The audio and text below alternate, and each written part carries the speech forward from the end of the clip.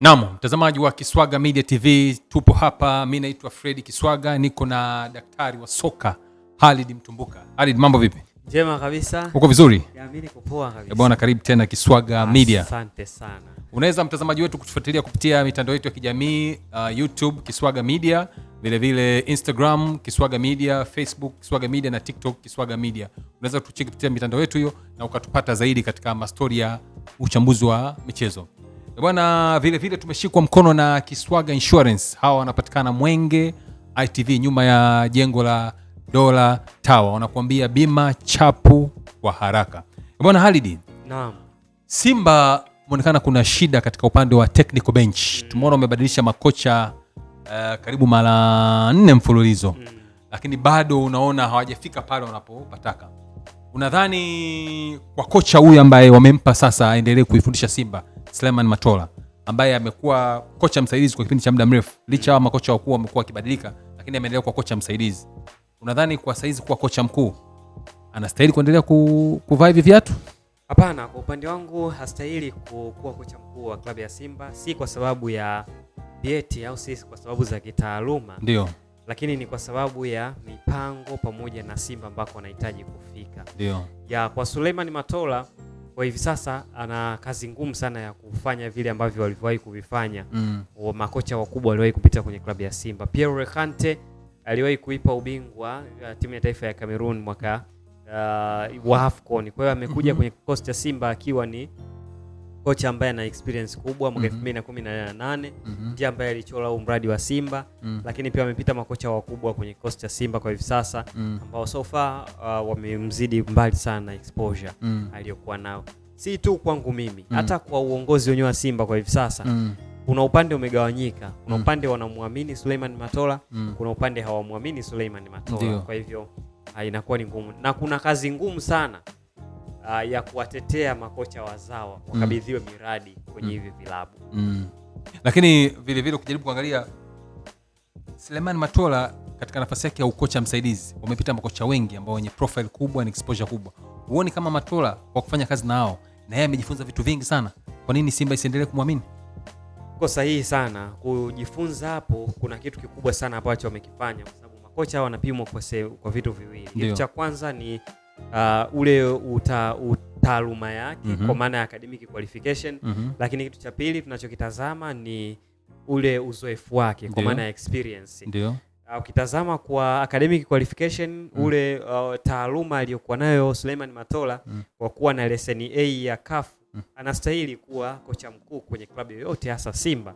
Lakini kupita tangu mwaka 2019 kukaa chini ya makocha wengi kwenye kikosi cha Simba, karibia makocha 9, maana yake ni kwamba tayari kuna kitu kikubwa sana ambacho amekuwa amejifunza kwa upande wake. Lakini kitu ambacho kinamuondoa Matola pamoja na baadhi ya makocha kutoka Tanzania hasa wakiwa wanazifundisha timu za Tanzania ni zile sifa za nje ya taaluma. Hivi vitu vinalalamikiwa na viongozi si tu kwenye kikosi cha Simba na baadhi ya timu nyingi sana, hasa kwenye kitu kinachoitwa players management. Kulimiliki na kulimanage lile kundi la wachezaji. Hiki ndio kitu kinachowashinda makocha wengi. Ili upate nafasi au waweze kukumanage wewe, lazima uwe na kitu cha ziada kama mchezaji ambacho hii ni nje ya taaluma, hiki pia ni nje ya ule uzoefu aliokuwa nao. Kwa hiyo hizi sababu zote hizo zinazoondolea sifa. Mfano kama kwa sifa aliyokuwa nayo Suleiman Matola, alikuwa na deserve, alikuwa anastahili kabisa kukaa kwenye benchi la ufundi ya klabu ya Simba na kukabidhiwa mradi, lakini kutokana na hizi sababu zinazoondolea sifa inamfanya akose kuaminika kuwa kocha mkuu. Unadhani Simba kwa utaalamu wako bwana Khalid inastahili kocha wa namna gani? Simba inastahili kocha mwenye wasifu mkubwa au kocha mwenye kitu cha ziada. Kocha mwenye wasifu mkubwa ni kama wale makocha ambao waliwahi kupita kwenye kikosi cha Simba wakiwa wametoa ubingwa wa bara la Afrika au wamefundisha vilabu vikubwa, wamezisaidia hizo timu kufika hatua za fainali au kufuzu mara kwa mara na kukabidhiwa miradi na wakafanya vizuri.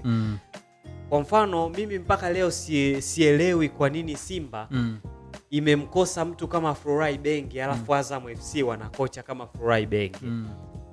Nashindwa kuielewa Simba kwa nini hawana kocha mwenye profile kama Miguel Gamondi, alafu Singida Black Stars inakuwa na kocha kama Miguel Gamondi, kocha mwenye profile kubwa.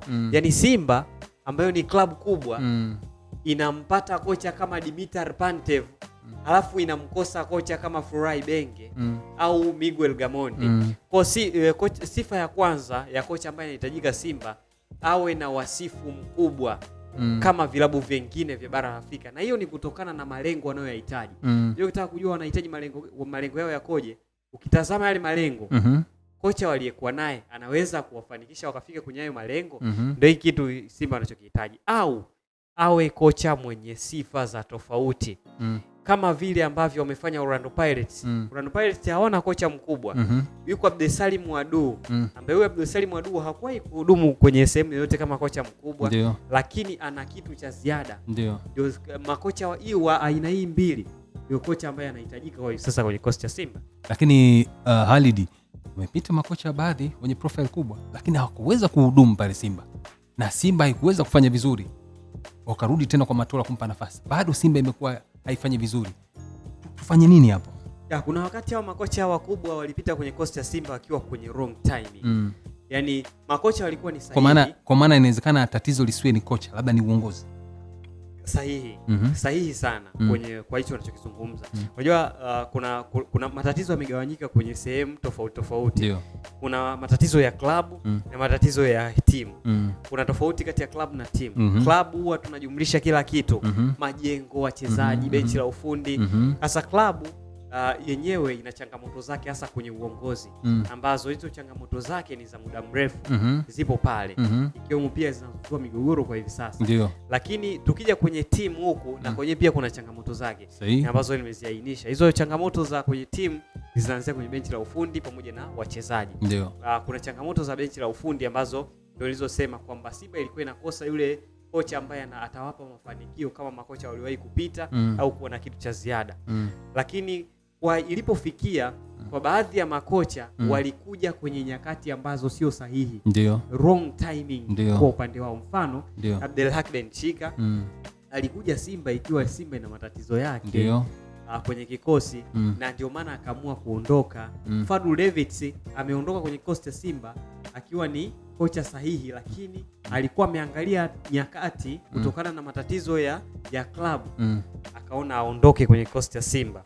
Lakini pia makocha wengine ambao waliwahi kupita, mfano Pablo Franco Martin, hao walipita pia kwenye wrong timing. Kwa hiyo Simba ilipita kwa nyakati hizi za hivi karibuni ambazo umekutana na anguko kubwa kwa upande wao. Ndiyo. Ni kwamba walipata makocha sahihi. Ndiyo. Lakini wakati wa hao makocha haukuwa sahihi. Ndiyo. Sasa hivi wanahitaji makocha wakubwa na wakati uwe sahihi kwao. Ndiyo. Kwa maana ya changamoto za kiuongozi zishughulikiwe, afu akimpata huyu kocha anaweza akawafikisha kwenye mafanikio anayohitaji. Hii ni Kiswaga Media TV. Mimi ni Fred Kiswaga.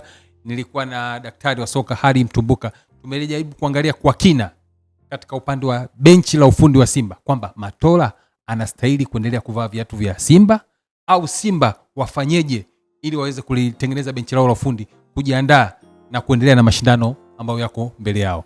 Unaweza kutufuatilia kupitia akaunti zetu za YouTube @Kiswaga Media, vile vile Instagram, TikTok pamoja na Facebook kupitia Kiswaga Media. Tumeshikwa mkono na Kiswaga Insurance, wanakwambia bima chapu kwa haraka. Paka wakati mwingine tena, bye bye.